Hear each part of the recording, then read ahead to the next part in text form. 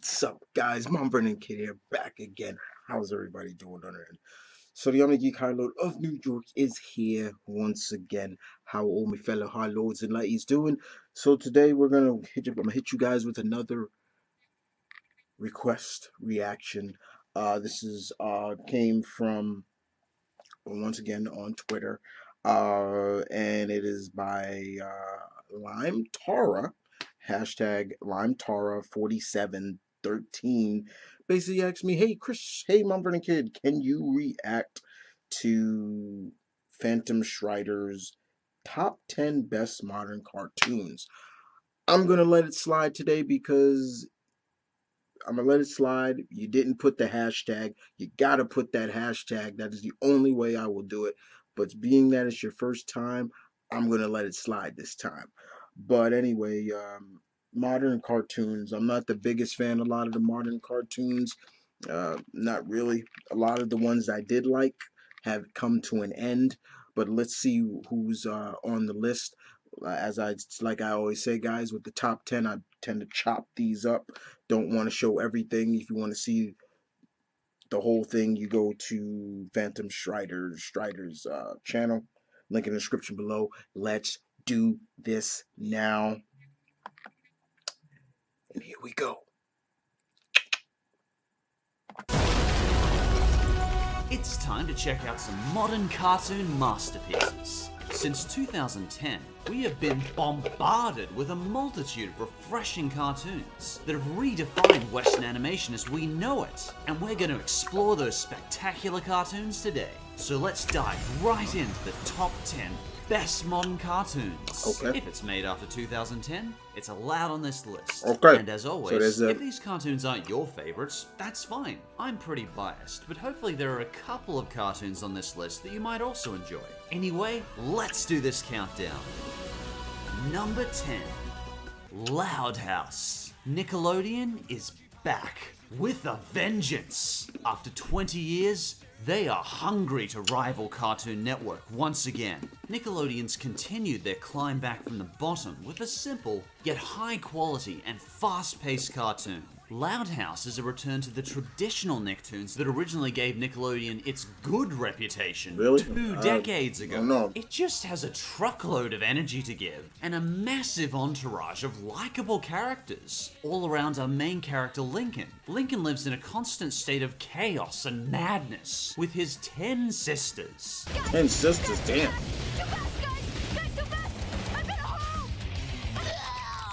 It's a perfect example of how something brilliant can be made from the simplest of setups. And for some reason, despite the very trivial, harmless story, the music is downright badass. Just listen to this guitar riff. Each girl has such a distinct, extreme personality that I ended up remembering all 10 of them after only a couple of episodes. My only real criticism with Loud House is that it doesn't translate quite as well to an older audience as some other cartoons, but it is still an exemplary cartoon, and there's still a lot of stuff there for adult viewers to enjoy. I hope we get more Nicktoons like this from Nickelodeon in the future, because young viewers deserve it. Nickelodeon has trashed the garbage, and now it's back. Yes. Number 9. Number 9. Over the Garden Wall. Hang on a minute, am I watching a cartoon or a Miyazaki anime? The atmosphere on this cartoon is amazing. Technically, this is an emotionally powerful, gripping, beautifully voice-acted cartoon. The only reason it's so high on the list is my own personal bias. I personally found the old-timey animation and song style a little discomforting, as artistic as it was. Despite the inherent beauty, detail, and atmosphere, this cartoon makes me feel like I'm in a musty, haunted antique store. I sentence you to a few hours of manual labor. Wait, what? Really? That's it? But I actually think that was the intention.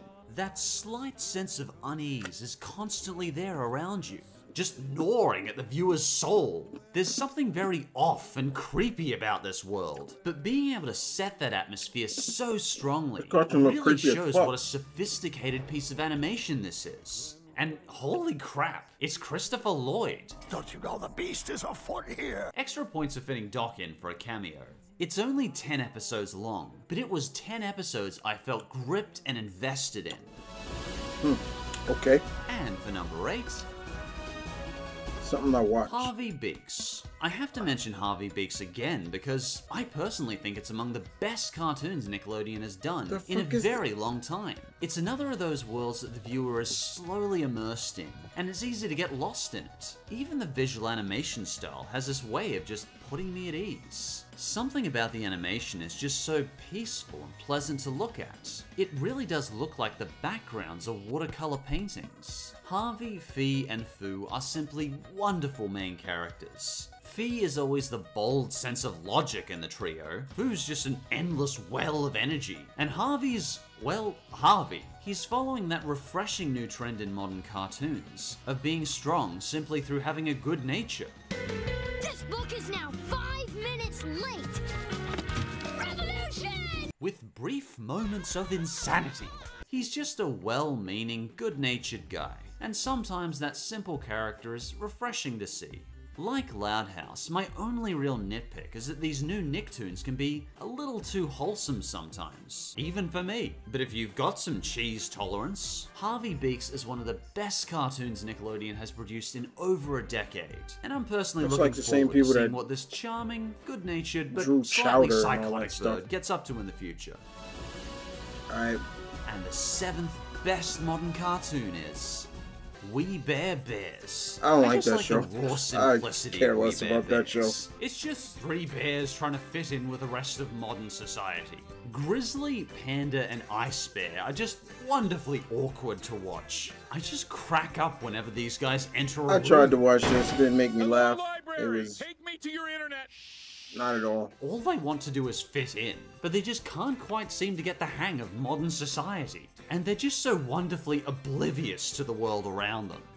FBI! Something just always goes wrong for these guys. We Bare Bears isn't particularly epic, but it doesn't have to be. It's a cartoon that knows what it is, and just embraces its own zaniness. It's just trying to give the audience a good quick laugh, and for me anyway, it does that spectacularly well. I really crack up with this cartoon, and really recommend it.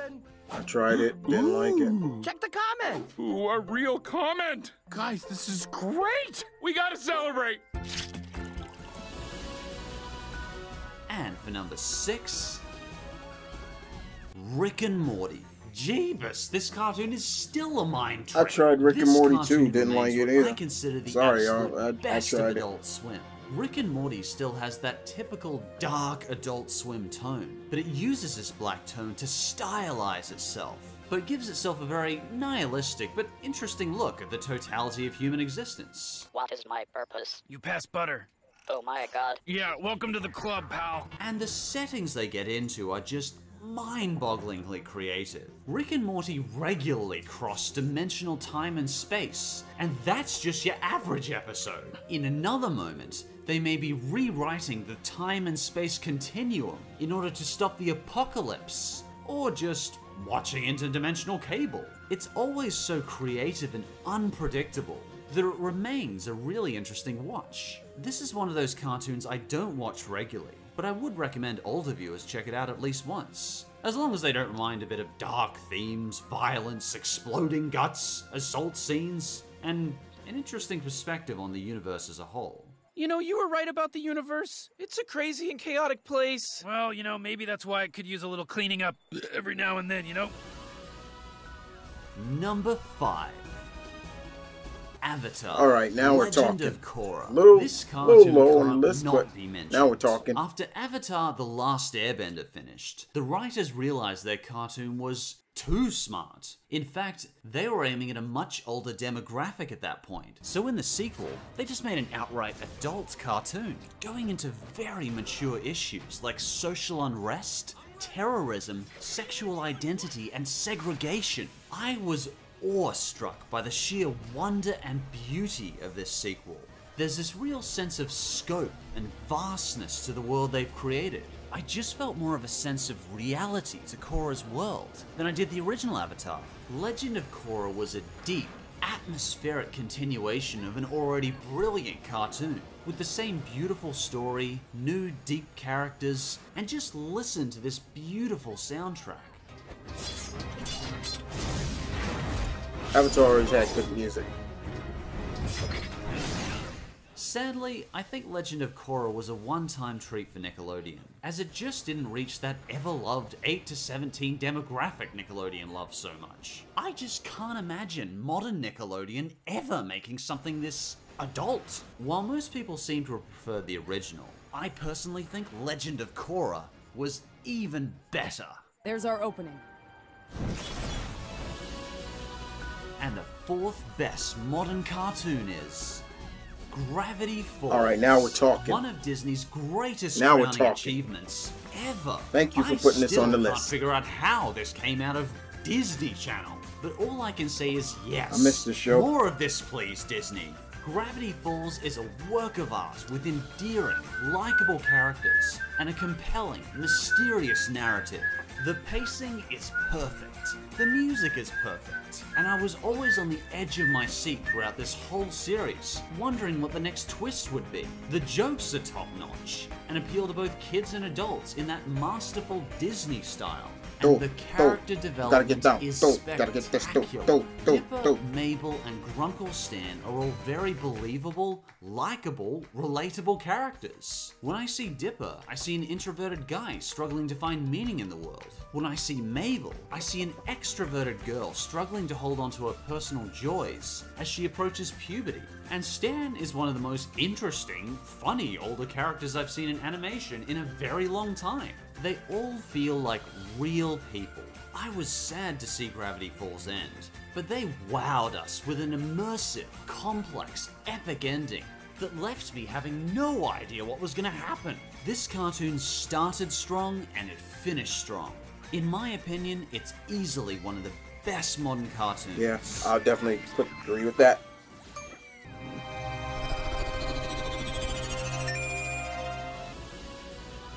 And the third best modern cartoon is Star vs. the Forces of Evil. Wow. I've actually seen this. What did I This is just actually watch? pretty good. Whatever it was awesome. This cartoon just brims with energy, and I've loved every absurd, dimensional jumping. Yeah, I've actually minute seen of this. it. I adore This is the actually pretty animation. good. I'm not gonna lie I adore about the this one. characters. I love the cheery, energetic tone. The voice acting is perfect as well. And you said there was no magic on Earth? Yeah, this isn't gonna work. Technically, its story probably isn't the best, but I just get so caught up in this roller coaster of a world they've made that I don't even notice. Star and Marco are the perfect main characters. I love them.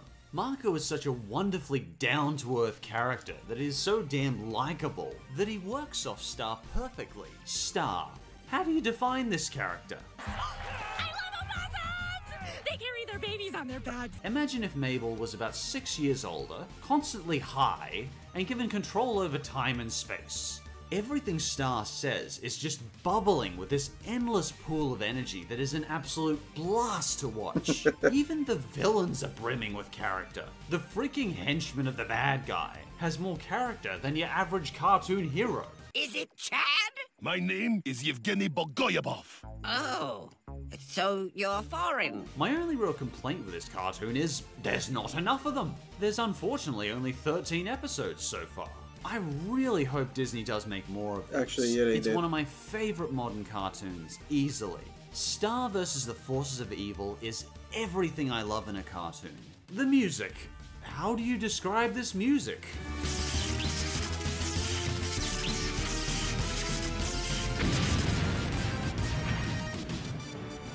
Did my Game Boy just have an orgasm? And the second best modern cartoon is Adventure Time. Alright. What is most amazing about Adventure Time down is with just Adventure how Time for a while. sophisticated it has become over the last few years. Every episode seems to reveal some new mystery about their post-apocalyptic universe. Sometimes the story is watching Finn travel through the spectral universe. Sometimes it's a tragedy over 1,000 years about the slow corruption of the mind. Sometimes it's about watching a worm. What's going on there? With your butt? It's fine, I was goofing off. I personally feel Adventure Time has only gotten better. The characters have become so multi-layered, and it has a ton of very adult messages and themes. In fact, the new seasons seem to be specifically aimed at adults. Adventure Time has created a world that is expanding so fast that it's almost impossible to keep up with. And that's my only possible complaint about this outstanding cartoon. So much is always happening that I always feel lost from the story if I miss a single episode. But that really just shows how sophisticated the show has become over the years. I don't think there's ever been anything like Adventure Time. And it began a cartoon revolution that inspired Disney Channel, Cartoon Network, and Nickelodeon alike. I adore this cartoon and cannot recommend it enough. It'll be okay, dude. And before we get to number 1, I'd like to... Okay, y'all. I'm going to end it right there. Yeah, I just left out the last part for you guys. Check out Phantom Strider's channel and see his number 1 pick.